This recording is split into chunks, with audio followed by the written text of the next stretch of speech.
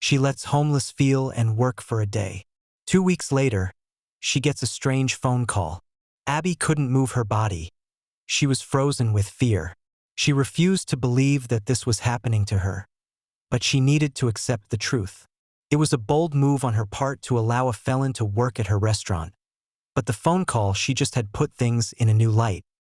He left just over an hour ago, but it was as if he was still there with her.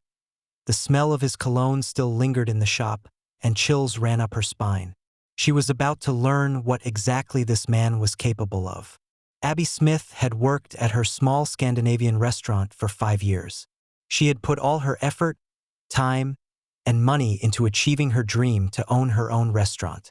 But this restaurateur had no idea what was coming to her. When a homeless man walked into the restaurant one cold Monday morning, Abby had worked in the hospitality and food industry for 10 years.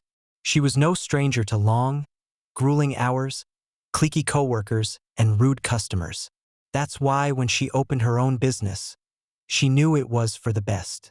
Throughout her decade-long career, Abby thought she had seen it all, but she never knew what was in store for her. One Monday morning, Abby woke up at 5 a.m. on the dot. It was another Monday morning and another day at the restaurant. She rubbed her tired eyes and got showered.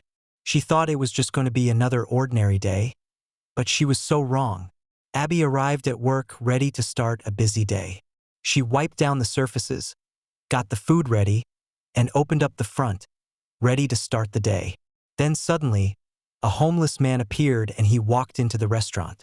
Abby couldn't imagine how this meeting would turn out. "Excuse me," the homeless man said. His voice was quiet. "I'm Ricky. Do you have any spare change?" Abby looked at the homeless man and saw sadness in his eyes. "Do you not have a job?" Abby bluntly asked. Ricky was taken aback by what she said. "No, I don't," he replied, avoiding eye contact with Abby. "I have a lot of felonies, so nobody wants to hire me." Despite this revelation, Abby replied with something unimaginable. For a while now, Abby had seen the homeless man, Ricky, lingering outside and throughout the neighborhood. She never saw him get into any trouble, though. It seemed he kept to himself. So when Ricky came into Abby's restaurant and asked her for some change, not even Ricky could have expected her answer. Abby knew she could use some helping hands in the restaurant, so she offered Ricky a job. His face and eyes lit up like a child at Christmas. She asked him to work the entire day, washing dishes and tidying up. Ricky got to work straight away, and for lunch, Abby made him a sandwich. But when she handed it to him, he snatched it from her hands, and as quick as a cheetah, he darted out of the restaurant. Abby's heart dropped as soon as she saw Ricky run out the door, so she chased after him. But around the corner, she saw he had given the sandwich to another homeless person. He soon made his way back to the restaurant, and Abby's heart warmed at his kind gesture. But she had no idea what was coming. Throughout the day, Abby tried to get as much information as she could about Ricky and his life and past. He told her he was from Puerto Rico, but apart from that, he was quiet and seemed hesitant to open up. What was he hiding? With the restaurant not bringing in enough money, Abby knew she couldn't keep Ricky on permanently. Times were hard, and Abby was struggling to get by as it is. So at the end of the day, Abby said goodbye to Ricky. She thought it would be the last time she would see him, but she was wrong. However, the day after and for the following 2 weeks, Ricky appeared at the restaurant, ready to start his shift like clockwork. He appeared at the door, his smile beaming through the glass. Abby finally paid him, but what he did next left her lost for words. You see, as soon as Ricky received his pay, he went and bought a sandwich from Abby's restaurant, and of course, she gave him a staff discount. She bid him farewell and began to close up for the day. She considered keeping him on permanently, making cuts somewhere in the business, but then just as Ricky left, Abby received a phone call that changed everything. Abby was closing up what seemed like a never-ending day when her phone rang. She picked it up, but she didn't recognize the number. With hesitation, she answered the call. She had no idea what was coming. "Do you know Ricky?" a deep, stern voice asked. Abby's heart quickened. Who was this person calling? "It's the police," the voice said. We have some information about him that we think you should know." With fear in her stomach, she asked the police to tell her everything they knew about Ricky, but she couldn't have expected the answer. Not in a million years. The police claimed that they had encountered Ricky numerous times out and about in the town, so they decided to do a little research. They found out that Ricky was from Puerto Rico, and he came to the USA in hopes of becoming an actor. However, he soon ran out of money and became homeless. But what the police said next left Abby feeling sick to her stomach. "Bring him in tomorrow. Make sure he's at your restaurant. We want to see him," the police officers demanded. An uneasy feeling crept up Abby's spine. Why did they want to see him? Was he in trouble? With hesitation, she agreed, but she had no idea what the police were up to. The following day, Abby arrived at work feeling uncertain about what was ahead. Like clockwork, Ricky appeared at the front door. As soon as she saw him, Abby wanted to tell him about the police, but her gut told her not to. She was going to wish she had told him. As soon as Ricky arrived at the restaurant, he had a smile on his face. He started to clean down the tables, but then his smile turned upside down as soon as he saw two police officers walk in the door. Ricky quickly tried to leave the restaurant, but the two police officers stopped him. They weren't having any of it. "Don't worry," they said, blocking the exit. But Ricky had every right to be worried when it came to police officers.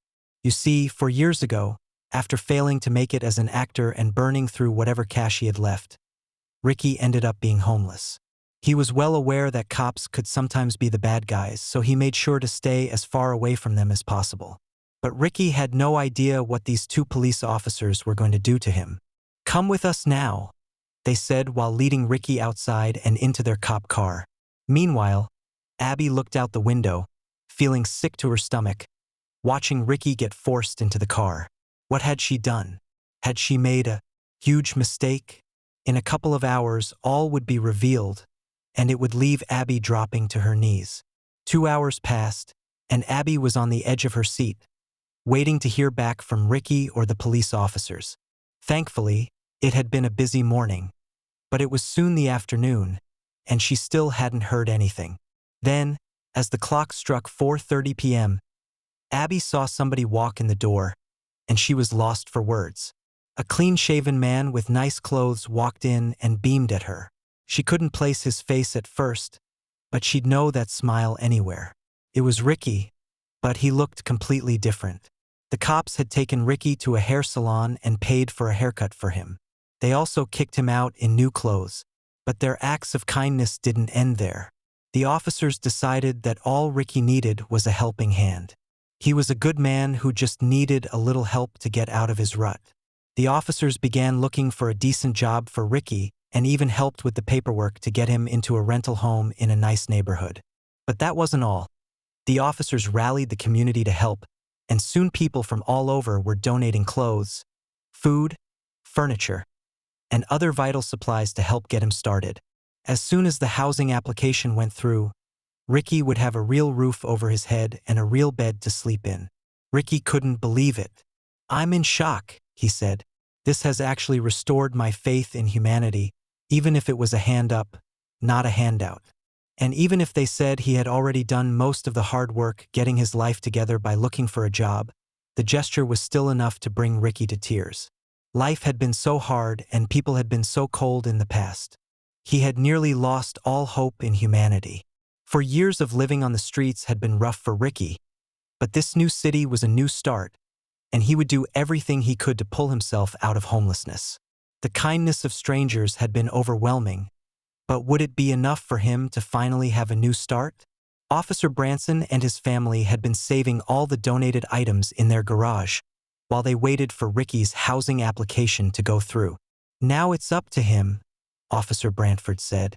"This is a starting point for him. It's all about being a part of the community." Officer Brantford had even managed to get in touch with Ricky's mom, who was back in Puerto Rico. The two were united over video chat for the first time in 4 years. Ricky was so thankful to the officers and to Abby for helping him out when he needed it so badly. He had a home, a caring community, authority figures who really cared, and the helping hands that would finally let him have the future he dreamed of.